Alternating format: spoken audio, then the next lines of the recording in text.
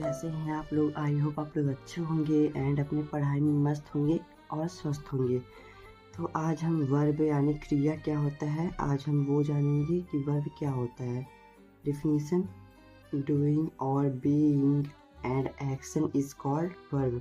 Doing और being and action is called verb. Example: work, run, bath, sleep, cut, put, take, beat, throw, write, abuse, scold, etc.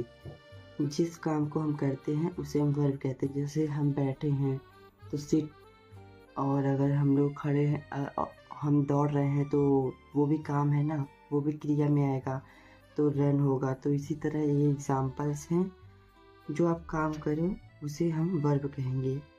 There are two types of verb. Verb के दो प्रकार हैं। First transitive verb, second intransitive verb. तो transitive verb क्या होता है, हम वो देख लेते हैं कि ट्रांजिटिव वर्ब क्या होता है। Transitive verb: it requires an object to complete itself. It requires, जिसे ऑब्जेक्ट की ज़रूरत होती है उसे हम ट्रांजिटिव वर्ब कहते हैं। किसी वर्ड को पूरा करने के लिए ऑब्जेक्ट की ज़रूरत होती है तो उसे हम ट्रांजिटिव वर्ब कहेंगे। Example: I write a letter. इसमें ऑब्जेक्ट है लेटर। लेटर क्या है, ऑब्जेक्ट। ये ट्रांजिटिव वर्ब है। Second example: I have done my work. My work क्या है, ऑब्जेक्ट। ट्रांजिटिव वर्ब ये भी है। I have done my work, my work object है, ये भी ट्रांजिटिव वर्ब है। अब हम देखते हैं इंट्रांजिटिव वर्ब। इंट्रांजिटिव वर्ब क्या होता है। Intransitive verb: It does not requires an object to complete itself.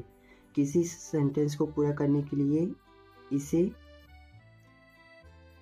Object की आवश्यकता नहीं होती है। इंटरनेटिव वर्ब को ऑब्जेक्ट की आवश्यकता नहीं होती है। Example: I sit down. इसमें आई सिट डाउन, इसमें सब्जेक्ट है, क्रिया है ही नहीं इसमें, ये इंट्रांजिटिव वर्ब है। Maya went up, Maya went up में ऑब्जेक्ट नहीं है, ये भी इंट्रांजिटिव वर्ब है। और थर्ड एग्जाम्पल है the sun rises in the east. Intransitive verb ये भी है।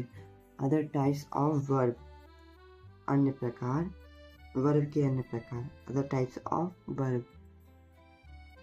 तो देखते हैं कौन कौन से वर्ब। इसे हम डूइंग वर्ब भी कहते हैं, जो काम करता है डूइंग वर्ब भी कहते हैं। और सेकंड ऑक्सिलरी वर्ब, ये हेल्पिंग वर्ब में आता है, इसे हम हेल्पिंग वर्ब, जो सहायक क्रिया होती है उसमें आता है। और third modal verb and fourth semi modal verb. First main verb doing verb जिसे कहते हैं, second auxiliary verb helping verb कहते हैं इसे, third modal verb and fourth semi modal verb. हम फर्स्ट देखते हैं main verb doing verb. Main verb क्या होता है। मेन वर्ब, इसे हम डूइंग वर्ब भी कहते हैं। There are some main verb doing verb which are given below. There are some main verb doing verb which are given below. Example: bath, run, take, wake up, sleep, tell, speak, abuse, talk, etc. Example: bath, run, take, wake up, sleep, tell, speak, abuse, talk, etc. Main verb एकदम main verb की तरह है, जो हम काम करते हैं। जैसे I write a letter. Letter क्या है, ऑब्जेक्ट है। एंड आई राइट क्या है, मेन वर्ब में आएगा। आई स्लीप, मैं सो रहा हूँ, स्लीप भी मेन वर्ब में आएगा। जो हम जिस काम को हम करते हैं वही मेन वर्ब है। सेकेंड ऑक्सिलरी वर्ब यानी helping verb. Auxiliary verb: there are some auxiliary verb helping verb which are given below. There are some auxiliary verb helping verb which are given below. Example: is, am, are, do, does, were, have, has, had, did, etc. ये सब helping verb है। Is I के साथ use होता है, is आई भी you के साथ यू इज, एम, आर, ये सब हेल्पिंग वर्ब्स हैं।